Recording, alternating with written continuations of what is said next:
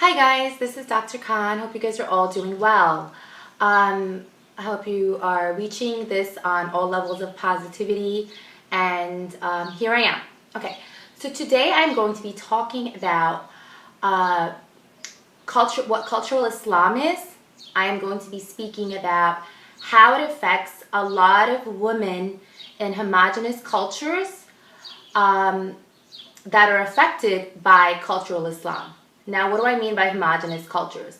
Homogenous cultures meaning they see that Pakistani, Indian, Bangladeshi, Arab, Middle Eastern, and African cultures. Okay? And a lot of these individuals, particularly women, have been programmed a certain way. Okay? So this recording is about women from homogenous cultures. These particular homogenous cultures, you're not slaves. Okay? You're not slaves. I've seen on many occasions that these women stop learning how to feel. They just become slaves to their family, to their in-laws. They become slaves to life, almost in like this robotic trance. That they just keep just giving and giving and giving, and they end up getting sick, or just this cycle is passed down to their daughters, and it's just really sad. There's extreme levels where abuse occurs either by their husbands or their in-laws or their own children nowadays, and the women just take it. They just take it from these homogenous cultures. They just take it. So I'm here today to talk about why this happens and what are some ways that we can stop this and raise awareness about this programming that has occurred in these homogenous cultures. Okay? So firstly, I want to begin by saying that if you were born into one of these homogenous cultures, it's right away you were programmed. Right away you were programmed by a lot of the times by cultural Islam. Now, what is cultural Islam? Cultural Islam is not the real Islam. Okay, it's Islam that was twisted, or due to lack of education, lack of knowledge, or because it was just used towards that culture's advantage. So they use certain terminologies from the Quran or from the Hadith to benefit themselves, which wasn't even really a reality. Okay, so it wasn't even the truth. So in a lot of these families or societies, what ends up happening is that as soon as you're born, a lot of these women are programmed, okay, to be codependent, okay, to become codependent. And so it teaches a lot of these women learn that their feelings don't matter, that their job is to just manage other people's feelings, take on other people's emotions. They're always in fix mode. You're the mother, you're the wife, you're the daughter-in-law. You need to fix everything. You need to maintain everything. So what ends up happening is there's no value given to their own feelings, their sense of worth, and they're always sucked into other people's problems. Okay? Basically, it's like, is everyone else okay but me? You know, is everyone else okay but me? So at a very early age, we are taught, women from these cultures, me included, are taught that our feelings don't matter, right? So then what ends up happening is you are programmed in such a young age because you see your mother just giving and giving and giving, not taking care of herself, getting sick because, again, why? Because that's what we were programmed to do, right? Cultural Islam / our programming taught us that, hey, you know what? Your feelings don't matter. So you just have to keep giving and giving, and you have to get your validation from your husband and your mother-in-law and your sister-in-law, because that's what matters, you know? So what ends up happening is you forget that you're a beautiful soul that was created by Allah, by God, right? You're the beautiful soul that Allah gave, that you're supposed to protect, to love, and all that is erased. Because right away, as soon as you were born, you have to give. That makes you the good daughter. That makes you the good wife. And that's what ends up happening. So this is why we can't feel. Sometimes, I remember at one time, I was with a couple of my friends, and they said to me, Farjana, you know, you have a right to your feelings. And I'm like, feelings? What are feelings? I really did not remember what my feelings were. Like, I was so lost to what that even meant. My feelings? Like, what? My feelings? Huh? So again, this happens because of this unconscious programming that happens to us. It's childhood brainwashing, and basically we're conditioned not to worry about our feelings. Okay? And then we just become we get into this robotic state. We're always serving others in the expense of us. Okay? So now, what do we do? How do we stop this cycle? Right? How do we stop this cycle? Because like I had mentioned, we do not stop it, and we continue to go on this path of neglecting our feelings, our wants, and our needs, and we do not stop and deprogram, what ends up happening is a few things. Number one, we stop feeling. We become numb to our feelings. Number two, we lose touch with reality. It's really sad, because there are some women who will take abuse. There are a lot of women, Muslim women, dying because of in-law abuse, because of their spouses beating them. And there are educated women. Because again, why? Because we never go back into our programming. We don't go back into the programming that taught us not to feel, not to stand up for ourselves, just to give and give and give and take and take and take, in the expense of abuse or just pain, you know? So that's what happens. We get numb to reality, and then we don't even know how to set boundaries anymore. We don't even know how to say stop. Like, I'm not doing this anymore. Stop. My feelings matter. We don't know how to do that anymore. We don't know how to do that anymore. And it's really, really sad. It is. It's extremely sad.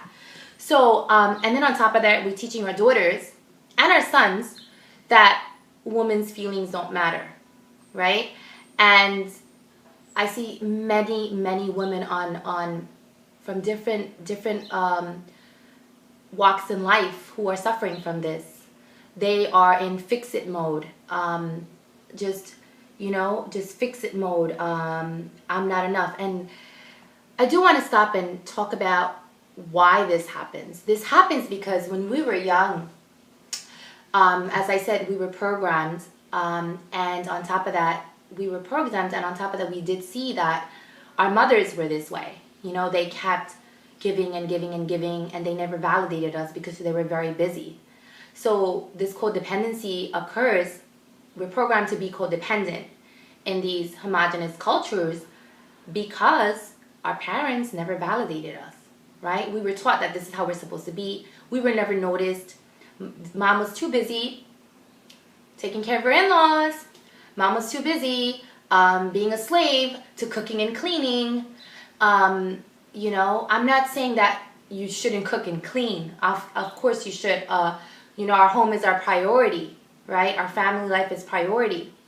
But there's a balance. You know, and we need to stop and remember what our feelings are. So because we didn't get the validation as a little girl, we just think that's the way it is. You know, that's how we fulfill our life, you know, by just giving at the expense of our feelings and our needs and wants. So now how do we stop this? Okay, how do we stop this cycle, right? How do we stop these women that are being abused and they keep taking it? How? It's so unfair because, you know, you guys are precious souls. that God made. And then you let your in-law, your mother-in-law, abuse you. You know, just the other day there was an incident that happened where this daughter-in-law was abused by her sister-in-law to the extent where, and her entire in-law with her spouse included, and this woman died. And there's several stories like this. There's several stories now at this day and age. It's happening. It's happening. Because we're so programmed that we don't even know that that's wrong anymore. That you know, if you're, you know, pregnant and your in-laws are telling you to go over there and make 60 bread or some kind of ethnic dish from scratch, and your feet are swollen, that's not okay. That's not okay. You can say, I'm sorry, I'm pregnant right now and I need to go rest. Because your needs matter. Your needs matter. So, anyway, so how do we stop this? How do we stop this? How do we start setting boundaries? How do we feel? Because sometimes when you're so programmed, you don't even know how to feel anymore. It's really sad, but it is true. It is true. I've been there. I know. I'm part of that homogenous culture, and I know. So, number one, you want to start accepting how you feel. You know, on a constant basis, ask yourself throughout the day, how do I feel? How do I feel? How do I feel about this today? How do I feel about this today? Okay. So identify how you feel, and then accept how you feel. And based on how you feel, make decisions. Okay? And that's how you start setting boundaries with yourself and with others. That's one way. The second way is that you have to, it will take a lot of work, and you know, you might not want to, you can do this by yourself, but then you might want to get professional help if you need to. So here, what you want to do is you want to start empathizing with your child self. So you want to go back to when you were 6 years old or 7 years old and really start remembering that little girl that was in the background, you know, watching her mother, like just slaving away, doing her duties, you know, duties to her family, just going back to just being that observer as a child and empathize with that person, you know, like, hey, it's okay, you know, I know it was tough, you know, it's not your fault, you know, I'm sorry that nobody, you know, noticed you, or, you know, they didn't give you the validation that you needed, you know. So just kind of empathizing with that soul, and forgiving that time, learning how to forgive and let go of that time, you know. Maybe again, reminding yourself that it was your parents were programmed by their parents, or their, you know, their societal demands, that, you know, that your mother was codependent, your dad might have been a covert codependent or a narcissist, and again, it was because of his programming. And just kind of, you know, and sometimes, you know, our parents just had the best intentions, but they just didn't know. Again, because why? Of their programming, right? Like I said, as soon as you're born, you are a blank slate. And as soon as you come out, you are programmed by several entities, right? Society, extended family, mom, dad, grandparents, TV shows, right? Music, right? So again, just remembering that in order for us to reach our authentic self and peel off all these layers, like I mentioned in my other recordings, that we need to stop and get deprogrammed, understand the difference between cultural Islam and real Islam, right? We want to understand what codependency means, what narcissism means, because again, a lot of us, in my opinion, have been programmed either to be codependent or narcissist, particularly in these homogenous cultures that I mentioned earlier. And then you want to start empathizing with yourself. Once you start empathizing with yourself and really peeling off those layers, you will understand that you're going to start reaching your authentic self. And once you reach your authentic self, you will be closer to fulfilling your divine purpose that God created you to, that God sent you here for. You'll get closer to what your wants are, what your needs are, what your purpose is in this life, and life will start working for you. But again, you have to get deeper. You can read all the self-help books you want.